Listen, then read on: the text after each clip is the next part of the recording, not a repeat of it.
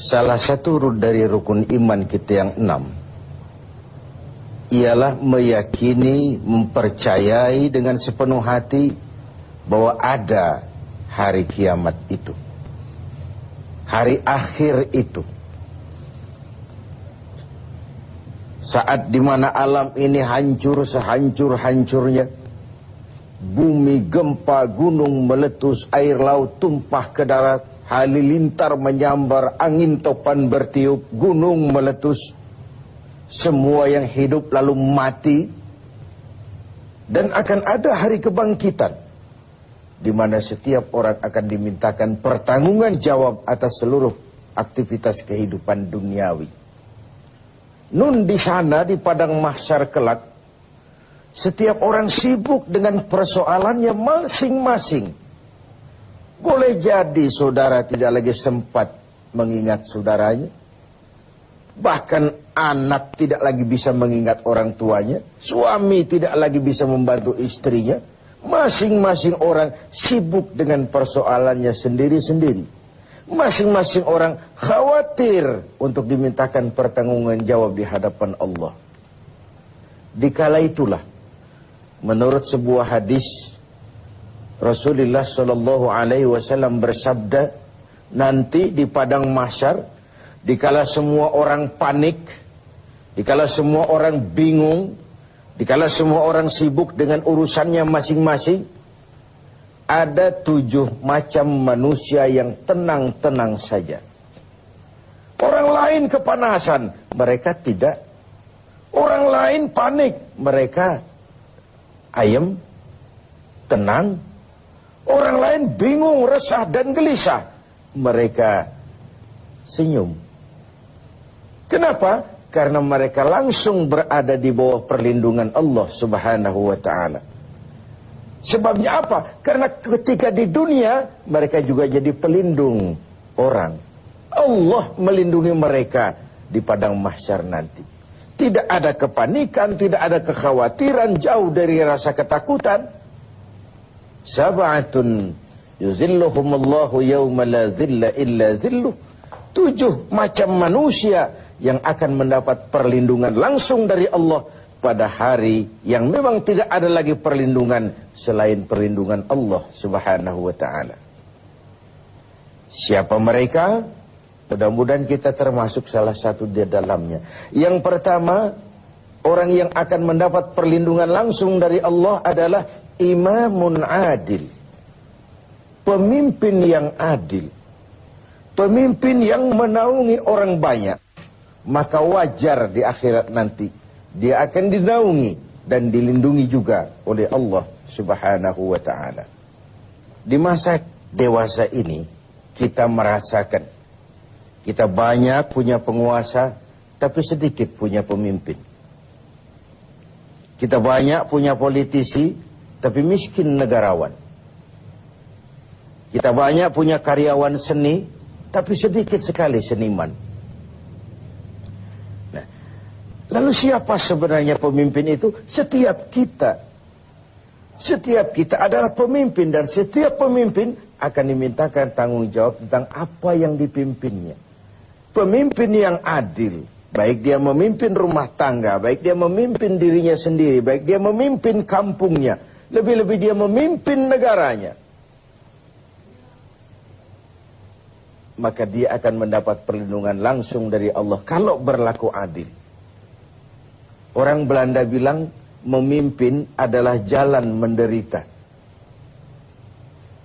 Nabi mengatakan Sayyidul Qaumi khadimuhum. Pemimpin suatu umat adalah pelayan bagi umat itu. Pemimpin rakyat adalah pelayan rakyat. Ini idealismenya, tapi realitasnya kan sering terbalik. Bahwa pemimpin adalah mereka yang selalu dilayani rakyat. Dibiayai dengan uang rakyat. Fasilitas hidupnya dijamin oleh rakyat yang bayar pajak. Pajak segala macam. Karena itu kita berharap mudah-mudahan di negeri kita makin banyak lahir pemimpin-pemimpin yang adil. Yang takut kepada Allah dan sayang kepada kita sebagai rakyat. Yang kedua, orang yang dilindungi Allah itu nanti syab nasya'a fi ibadatillah. Anak muda yang tekun beribadah kepada Allah. Kenapa tidak dikatakan orang tua? Kondisi psikis. Kalau ada orang tua tekun ibadah, eta mawayahna cek orang Jawa Barat. Lalarui sanjo kata orang Sumatera Barat. Memang sudah harusnya, hari sudah senja, nggak istimewa kalau orang tua rajin ibadah.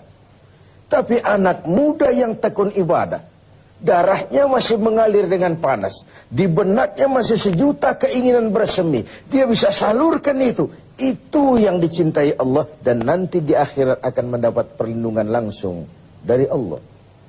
Kita bersyukur oleh nuansa Ramadan, anak-anak muda kita, selebritis kita, artis kita, pakaiannya menyesuaikan, jilbaban dan lain sebagainya. Mudah-mudahan tidak hanya sekedar mode Ramadanan. Lalu selesai Ramadan, merdeka, kembali lagi buka-bukaan. Syab nasya'a fi ibadatillah. Anak muda yang tekun beribadah kepada Allah. Yang ketiga, rajulun qalbuhu mu'allakun bil masajid. Seseorang yang hatinya terpaut kepada masjid. Berpikir bagaimana memakmurkan masjid. Karena masjid adalah pusat kegiatan umat. Umat Islam dengan masjid seperti ikan dengan air. Tidak boleh pisah. Kalau ikan sudah mulai menjauhi air, itu pertanda ikan mau mati. Dari masjidlah baginda Rasul mengajar umat. Di masjid beliau bermusyawarah, di masjid beliau mengatur strategi bangsa dan negara, dan seterusnya, dan seterusnya. Masjid di negeri kita adalah raksasa tidur. Kita pandai membangunnya, tapi tidak pandai memanagenya. Sehingga bagaimana masjid menjadi tempat yang menarik dikunjungi orang, dengan program-program yang rutin, menyentuh, dan diperlukan oleh masyarakat. Masjid menjadi pusat kegiatan umat. Orang yang hatinya terpaut kepada masjid, berpikir bagaimana memakmurkan masjid, berpikir bagaimana menghidupkan masjid, dan seterusnya, dan seterusnya. Lalu yang keempat, rajulani tahabba fillahi ijtama'a alaihi wa tafarraqa alaihi. Dua orang yang bersaudara, bertemu karena Allah, berpisah pun juga karena Allah. Bersaudara karena iman. Imanlah yang mempertemukan ini, mempertemukan hati.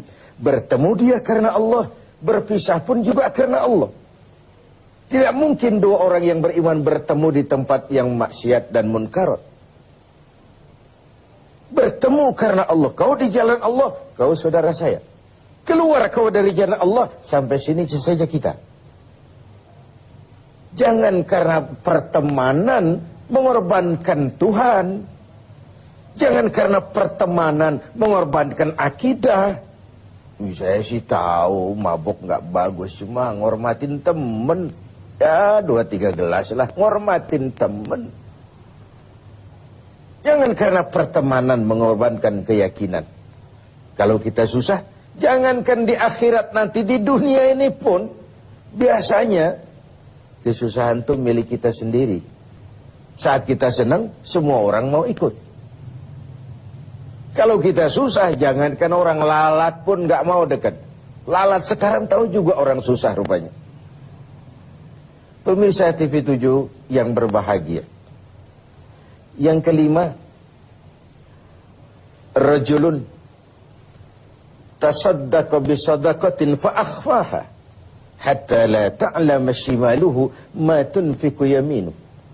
Seseorang yang bersedekah, dia sembunyikan sedekahnya itu, sampai tangan kirinya tidak tahu yang diberikan tangan kanan, tangan kanan tidak tahu apa yang diberikan tangan kiri.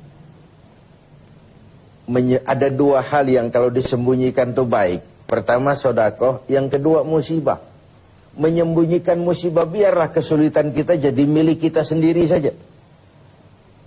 Kesenangan kita bagikan sama orang lain. Kita akan terbalik. Kalau sudah susah, sekampung cerita. RT RW harus dengar. Tapi kalau sudah senang, ngumpet dalam-dalam.